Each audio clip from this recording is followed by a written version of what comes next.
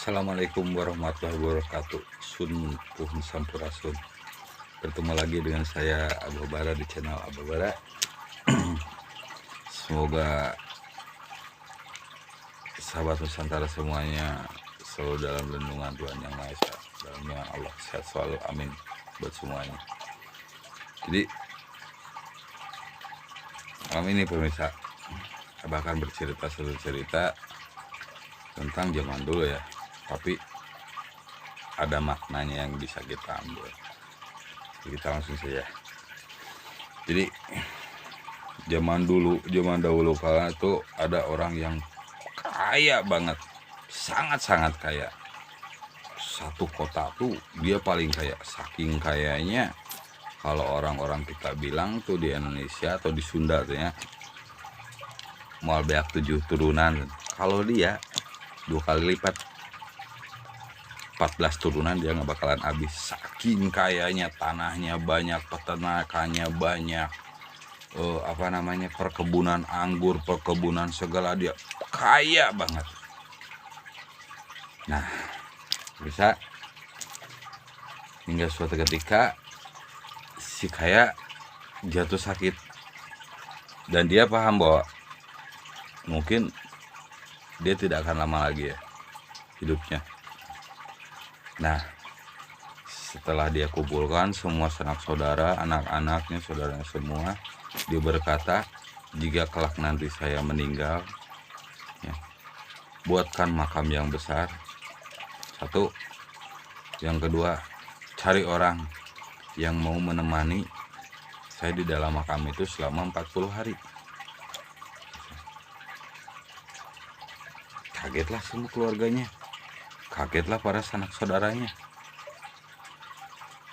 Tapi setelah si kaya berkata bahwa jangan kaget, gak usah kaget semuanya, kalian tidak tahu apa yang saya lakukan. Singkat cerita, diadakanlah sayembara, disebarkan di seluruh penjuru kota, disuruh bahkan sampai ke kota-kota lainnya, ke negeri seberang kemana.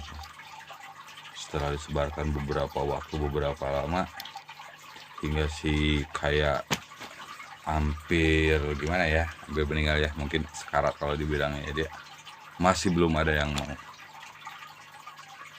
Tolong cari lagi sambil berkata dia. Nah, hingga suatu ketika datanglah seorang pemuda, seorang pencari kayu bakar. Kita panggil dia si Fulannya. Nah, si Fulan ini dia tuh hidupnya kan miskin lah ya, dia miskin. Dia hidup di dalam hutan dan kerjanya pun hanya mencari ranting-ranting pohon atau kayu bakar gitu, dijual ke pasar untuk makan dia sehari-hari. Karena dia hidup sendirian, orang tuanya udah meninggal semua. Si Fulan ini dia ingin merasakan kaya. Mendengar cerita seperti ini, dia langsung datang, menyetujui semuanya bahwa dia siap menemani si kaya di dalam pemakamannya itu selama 40 hari. Setelah terjadi kesepakatan, singkat cerita, sambil menunggu mati mungkin ya, maaf, terjadi kesepakatan. Beberapa lama kemudian akhirnya si kaya meninggal. Setelah si kaya meninggal, keluarga kerabat semuanya berkumpul, para pekerja dia berkumpul semuanya, menggali sebuah lubang besar yang ukurannya itu bisa dibilang 10 meter ke 10 meter, karena itu keinginan si kaya ketika dia masih hidup. Nah pemirsa, sobat Nusantara, setelah terjadi kesepakatan itu kan, akhirnya setelah beres pemakamannya, setelah beres acara segalanya itu, dimasukkanlah si kaya ke dalam pemakamannya, dan dimasukkan pula makanan untuk selama 40 hari. Dan disediakan ada sebuah lubang batu yang dibuka tutup untuk udara dan untuk air si Fulan minum. Setelah ditutup, Sipulan masuk, tidur di sebelah sana, si miskin meninggal di sebelah sini. Hari pertama datanglah 2 malaikat. Nah di sini pemirsa, ketika malaikat akan bertanya ke si kaya, dia kaget, loh kenapa ada orang? Disampaikanlah si Fulan dan ditanya, "Hei Fulan, apa yang kau lakukan di sini?" "Aku sedang menjaga dia selama 40 hari. Karena jika saya mampu melakukannya selama 40 hari, saya akan diberi setengah dari harta dia." Nah, malaikat bertanya lagi, "Apakah harta apa yang kamu punya selama di dunia?"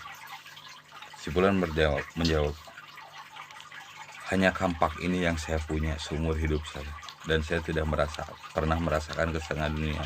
Saya ingin merasakan seperti orang lain, punya rumah, punya perkebunan, punya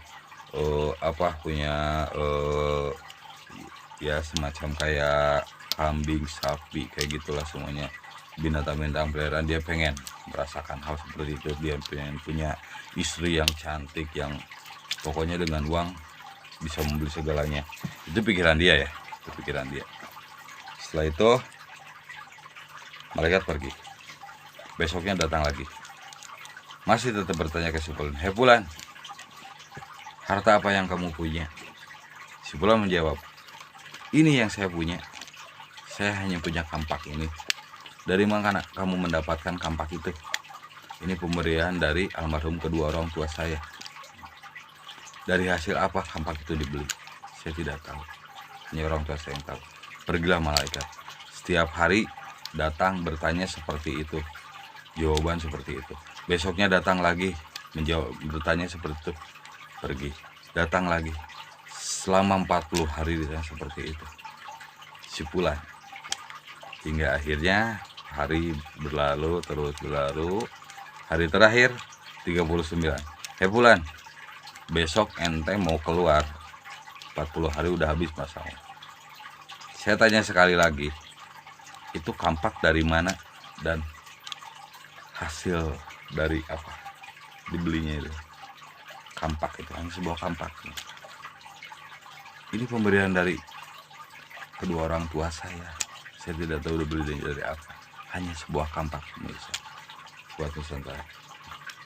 Hingga pada akhirnya esoknya genap 40 hari, dibukalah atasnya. Semua orang udah berkumpul, sana keluarga semua itu, si orang kaya itu.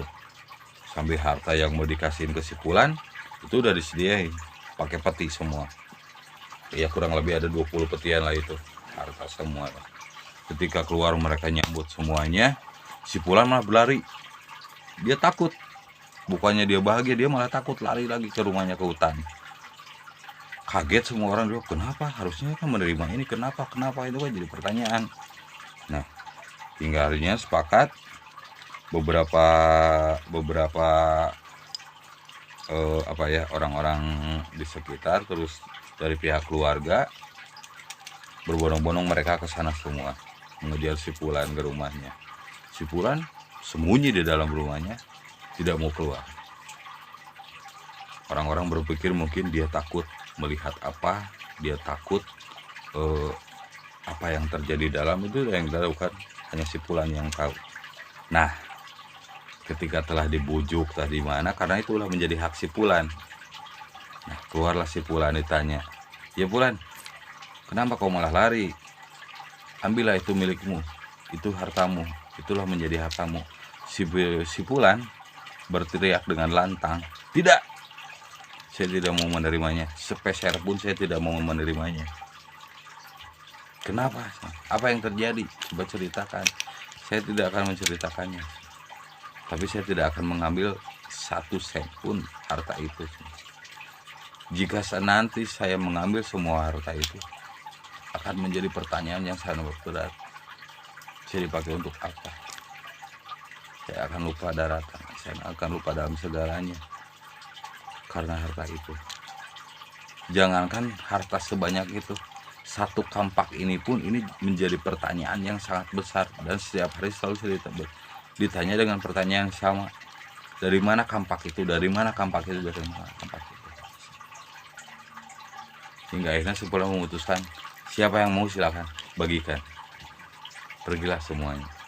Nah, bisa Sobat Nusantara, mungkin kalian bisa berpikir sendiri, bisa mengapresiasi sendiri cerita tadi, maknanya, terus apa inspirasi dari cerita tadi, bahwa kita mungkin banyak harta, kita mungkin apa yang kita punya segalanya. Dari cerita tadi ada kesimpulan satu kan, satu kampak aja ini bisa jadi pertanyaan. Satu kampak, hanya satu, apalagi kita punya segalanya. Itu bisa jadi pertanyaan semuanya, dipertanggungjawabkan. Kalau orang-orang yang suka dakwah bilang itu ya, kelak akan dipertanyakan, kelak akan dipertanyakan. Kalau Abah bilangnya kan tidak, hanya kampak, satu buah kampak. Dari siapa, dari hasil apa dibelinya? Kampak. Apalagi kita punya semuanya. Subhanallah. Pemirsa, semoga cerita ini bisa menjadi inspirasi untuk semuanya Sobat Nusantara. Seperti biasa, Abah akan bilang satu pepatah dari semua para tetua-tetua yang Abah datangin, para sepuh-sepuh, selalu bilang, betapa indahnya hidup tanpa membedakan ras, kultur, budaya maupun agama. Toleransi, kebersamaan, indahnya kebersamaan, itulah hidup. Syababara. Assalamualaikum warahmatullahi wabarakatuh. Sun pun sampurasun. Sobat Nusantara.